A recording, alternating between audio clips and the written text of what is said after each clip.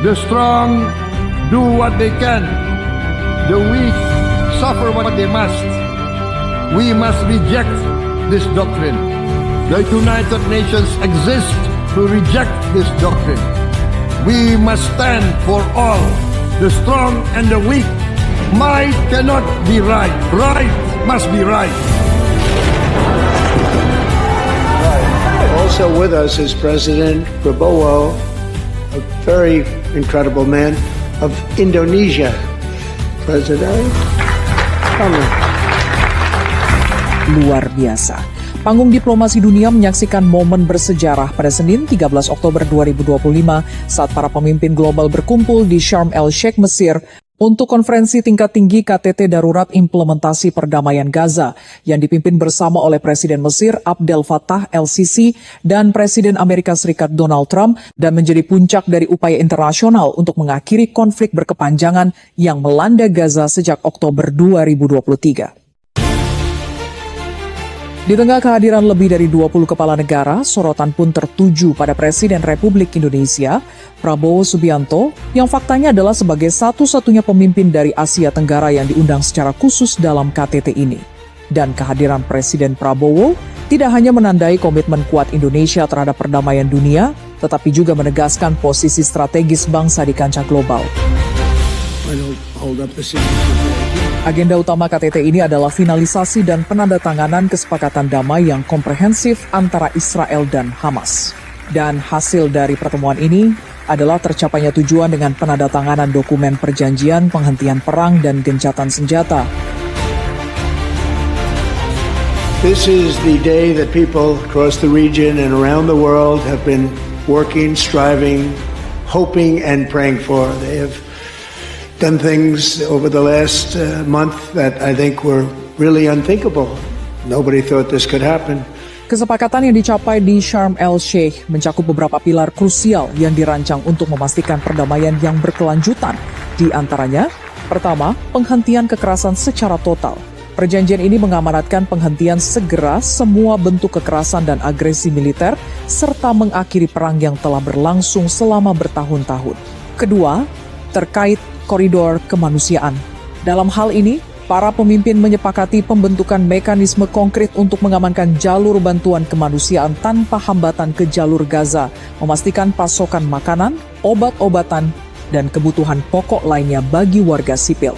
Dan yang ketiga adalah penarikan pasukan Israel.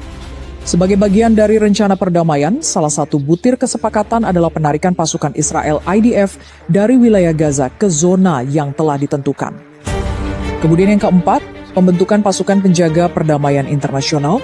Kesepakatan ini membuka jalan bagi kehadiran pasukan internasional di bawah mandat Perserikatan Bangsa-Bangsa untuk menjamin implementasi dan keberlangsungan gencatan senjata. Very incredible man of Indonesia.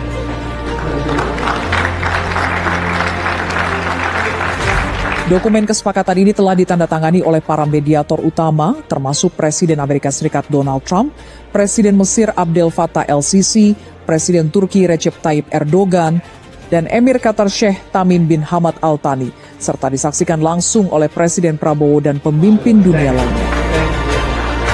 Namun yang penting untuk diketahui, kehadiran Presiden Prabowo Subianto di KTT ini bukan sekedar sebagai saksi, melainkan sebagai penegas peran aktif Indonesia dalam diplomasi perdamaian global. Dan peran ini diwujudkan melalui beberapa langkah strategis dan konkret. Di antaranya, 1. Komitmen pengiriman pasukan perdamaian, kontribusi paling signifikan yang ditawarkan Indonesia, dan secara konsisten disuarakan oleh Presiden Prabowo di berbagai forum internasional adalah kesiapan untuk mengirimkan hingga 20.000 personel pasukan penjaga perdamaian. Dalam hal ini Presiden Prabowo secara khusus telah menginstruksikan Wakil Panglima TNI untuk mempersiapkan pasukan tersebut, menunjukkan keseriusan dan kesiapan Indonesia untuk bertindak nyata jika mandat PBB dikeluarkan. 2. Pengaruh diplomatik dan legitimasi global. Sebagai pemimpin dari negara dengan populasi muslim terbesar di dunia, partisipasi Presiden Prabowo memberikan bobot dan legitimasi yang kuat pada proses perdamaian. Dan kehadirannya dipandang sebagai cerminan dukungan konsisten Indonesia terhadap upaya perdamaian dan kemanusiaan. 3 pengakuan internasional peran aktif Presiden Prabowo mendapat apresiasi langsung dari Presiden AS Donald Trump.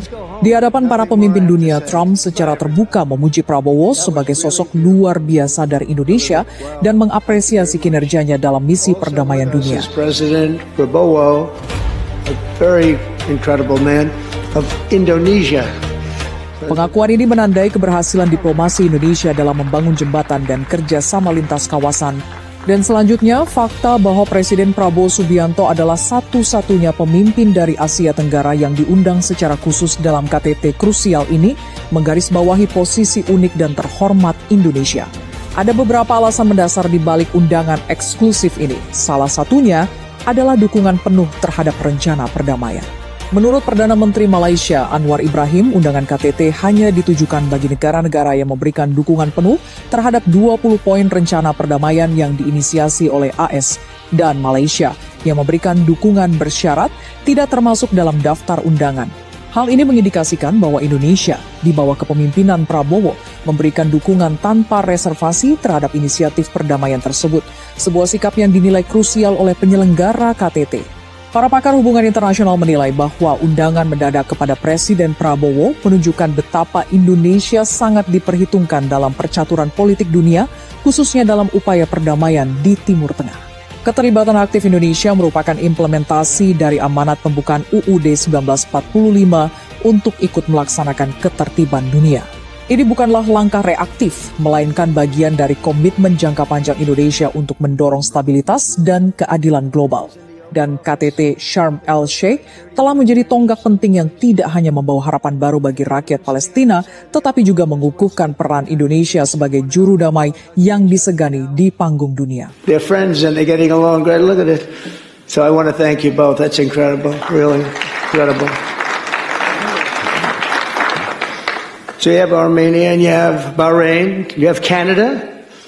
It's so great to have, in fact, the President called and he wanted to know if it's worthwhile. He knew exactly what it was. He knew the importance. Where's Canada, by the way? Where are you? Where are you? He knew the importance of this. He said, I want to be there. So many people have done that. They called. I mean, they heard about it. And these are not people that can do that very easily. They have pretty big schedules, to put it mildly. The most powerful people. And I appreciate you being here very much, Mr. President. Fantastic. Fantastic. And Cyprus, Egypt, the European Union, it's a lot of countries. France, thank you very much, Emmanuel. I would imagine Emmanuel standing someplace behind me. Where is he? I can't believe it. You're taking a low-key approach today. He's my friend. That's great. Good job. Thank you very much, Emmanuel.